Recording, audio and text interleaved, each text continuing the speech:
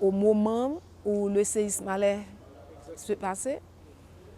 Donc, je revenais de voir mon gynécologue dans une des structures de la capitale.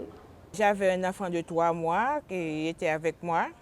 Et pendant que je berçais mon enfant, j'ai ressenti les secousses. J'ai entendu un bruit qui avait l'air d'une explosion sous forme de bombe atomique. On ne savait pas quoi c'était.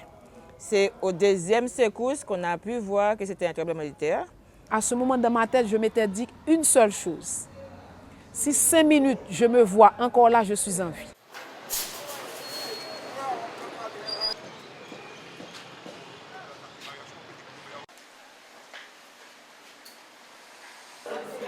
Le lendemain, quand je me rendais à MSF Hollande, sur tout le long de la route, on a vu les dégâts, on a vu les gens qui sont dans les rues, on a vu des cadavres empilés comme ça et dans les rues. Là, c'était un choc. Quand Médecins sans frontières m'a appelé, c'était 1 semaine et demie après le séisme.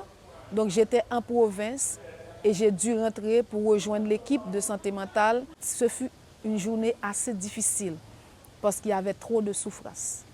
Souffrance des enfants qui ne pouvaient pas accepter cette perte, perdre leurs membres, perdre une bonne partie de leur corps. Médecins sans frontières, après le tremblement de terre, était vraiment l'une des premières organisations qui a pu intervenir rapidement pour aider les victimes.